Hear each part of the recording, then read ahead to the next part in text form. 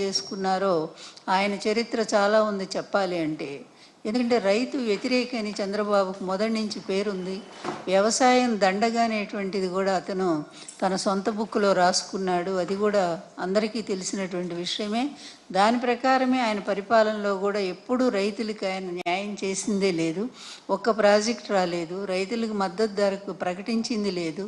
రైతుల కోసం ఎప్పుడూ కూడా రుణమాఫీ చేస్తానని అబద్ధం చెప్పి రుణమాఫీ కూడా చేయకుండా తప్పించుకున్నటువంటి చంద్రబాబు నాయుడు మొన్న ఎలక్షన్స్ ముందు మళ్ళీ మేము చాలా బాగా చేస్తాము రైతులకు అని చెప్పి మళ్ళీ మాట ఇచ్చి ఈరోజు మాట తప్పినటువంటి పెద్ద మనిషి చంద్రబాబు నాయుడు.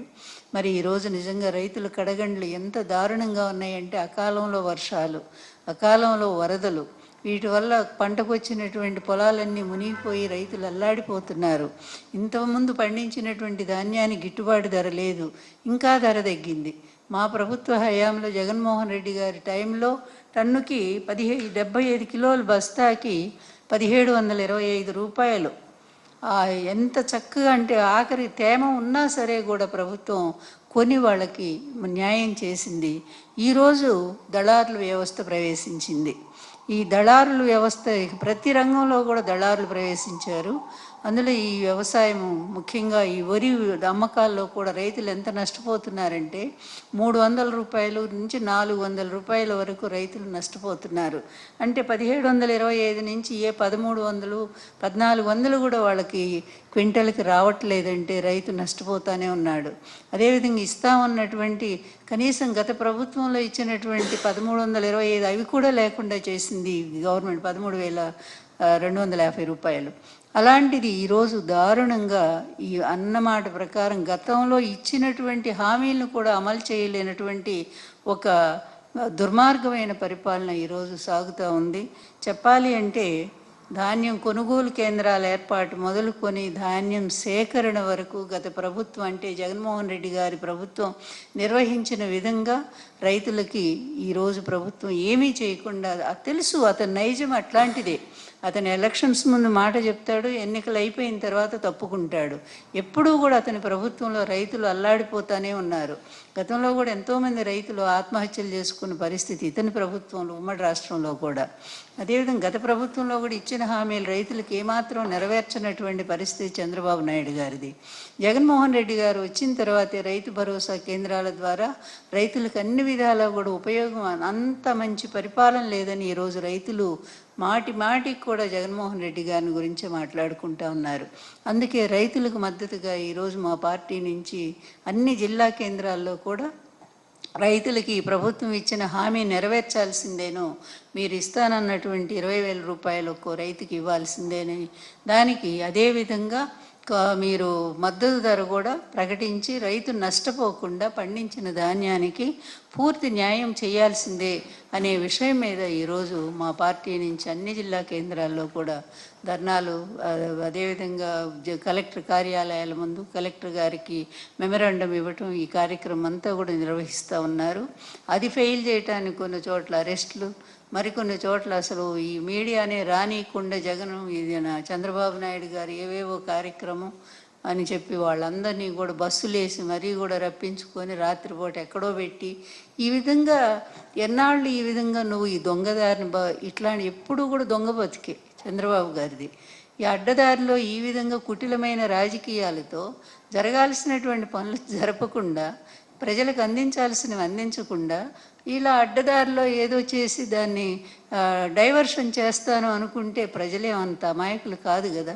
నీ డైవర్షన్ పాలిటిక్స్ ఇప్పటికే ప్రజలకు బాగా అర్థమైపోయింది. కష్టపడుతున్నటువంటి వాళ్ళు, బాధలు పడుతున్నటువంటి ప్రజలకి నువ్వెంత నీ మీడియా ద్వారా నువ్వు డైవర్షన్ పాలిటిక్స్ చూపించినా, నువ్వు చాలా గొప్ప పరిపాలన అనుకుంటూ నువ్వు ప్రజల దగ్గరికి వెళ్ళినా కూడా ప్రజలు నమ్మే పరిస్థితి ఉందా? ఈరోజు ప్రజలు అందరూ, అన్ని వర్గాల వాళ్ళు కూడా ఎంత సఫర్ అవుతున్నారు. కడుపులో చల్ల కదలకుండా జగన్మోహన్ రెడ్డి గారి ప్రభుత్వంలో ఇంటికే మరి అన్నీ అందించి పేద వర్గాలను ఆదుకున్నారు.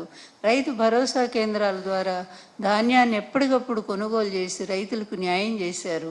అదేవిధంగా గిట్టుబాటు ధర ప్రకటించారు. ఏ సీజన్లో ఆ పంటలకు తగిన విధంగా పెట్టుబడి సాయం అందించారు. ఇన్ని రకాలుగా మేలు చేసినటువంటి జగన్మోహన్ రెడ్డి గారిని పదే పదే రైతులు తలుచుకుంటూనే ఉన్నారు. ఈరోజు మరి కూటమి ప్రభుత్వం రైతులకు మేలు చేస్తామని చెప్పి వచ్చి ఈరోజు రైతుల నోట్లో మట్టి కొట్టినటువంటి పరిస్థితిని ఈరోజు మనం చూస్తూ ఉన్నాము. నిజంగా ఎంత గొప్పదంటే జగన్మోహన్ రెడ్డి గారి ప్రభుత్వం ఆ రోజుల్లో వాళ్ళకి ఆఖరికి లేబరు, గన్ని సంచులు, ఏది ధాన్యం కొనుగోలు నాడు ఒక పారదర్శకంగా ఎవ్వరు మధ్యవర్తులు లేకుండా సరాసరి ప్రభుత్వమే రైతుల దగ్గరికి వెళ్ళి టన్ను అంటే క్వింటాలు 1725 రూపాయలు ప్రకటించి మొత్తం డబ్బు వాళ్ళకి ఇవ్వటమే. కనీసం వాటి తూకం వేసినటువంటి ధర కానీ, ఆ సంచులు మోసేటువంటి కూలీ కానీ, తర్వాత ఆ సంచులు నింపే ధాన్యం నింపే సంచులు కానీ, ఈ మొత్తం కూడా ప్రభుత్వమే ఆ రోజు భరించింది జగన్మోహన్ రెడ్డి గారి పరిపాలనలో.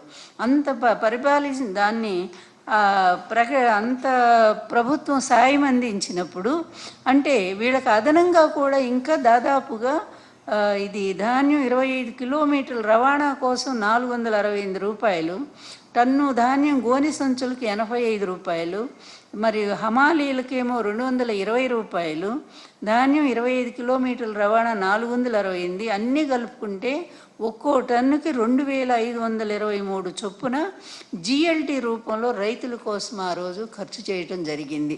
ఈ విధంగా ఏ ప్రభుత్వమైనా ఎప్పుడైనా రైతుకి ఇంత మేలు చేయగలిగిందంటే ఎప్పుడూ లేదు. అదేవిధంగా కల్లాల నుంచి ధాన్యాన్ని తరలించేందుకు ఇబ్బంది లేకుండా ప్రతి జిల్లాకు 1 కోటి రూపాయల కార్బన్ ఫండ్ కూడా ఏర్పాటు చేయటం జరిగింది. అంటే రైతుని ఎంత కళ్ళల్లో పెట్టుకొని జగన్మోహన్ రెడ్డి గారి ప్రభుత్వం కాపాడుకుందో మనం కళ్ళారా చూసాం. ఈరోజు అసలు ఈ ప్రభుత్వం ఏ రైతునైనా పట్టించుకుంటా ఉందా? ఎంత దారుణంగా ఉందండి. రంగు మారినా, తడిసినా, మొలకెత్తిన ఈ ధాన్యాన్ని కూడా ఆ రోజు ప్రభుత్వం కొనుగోలు చేసిందే. ఈరోజు ఈ దళారులంతా కూడా రంగు మారిందనో లేకపోతే కొంచెం తేమ ఉందనో వాటి ధర పూర్తిగా సగానికి సగం తగ్గించి వాళ్ళు అడుగుతుంటే రైతుల కళ్ళ వెంట నీళ్లు కాదు రక్తం గారుతూ ఉందండి.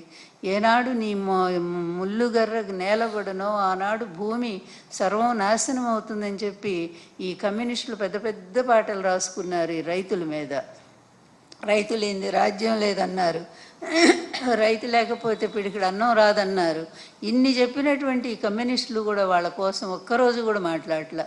పూర్తి చంద్రబాబు అందరినీ తన చేతిలో పెట్టుకొని ఈ విధంగా ప్రజలకి దారుణమైనటువంటి అన్యాయాలు చేస్తూ ఉన్నారు. అందుకే పదే పదే ప్రజలు అందరూ కూడా మళ్ళీ మా జగన్ గారి ప్రభుత్వం ఎప్పుడు వస్తుంది, ఆయన వస్తేనే మాకు న్యాయం జరుగుతుంది అని చెప్పి వాళ్ళు బాధపడుతూ ఉన్నారు. మేము కూడా ప్రారంభించాం. ప్రజల తరపున ఎప్పుడూ కూడా వైఎస్ఆర్ పార్టీ ప్రజల తరపున పోరాటం చేసేటువంటి పార్టీ. అదేవిధంగా ఈరోజు కూడా రైతు ఉద్యమంతో మేము ప్రారంభం చేశాం. రైతులకు జరుగుతుంది, ఎందుకంటే ఇది సీజను అయినా కూడా మంచి విత్తనాలు సప్లై లేదు. అసలు రైతు భరోసా కేంద్రాలు మూలనబడేశారు. ఏ విధమైనటువంటి సపోర్ట్ లేకుండా రైతులకి మధ్య దళారీలను మళ్ళీ ఆ వ్యవస్థ వచ్చింది. అన్యాయం జరుగుతూ ఉంది. ఇక మిల్లర్ల దోపిడీ ఎలా ఉంటుందనేది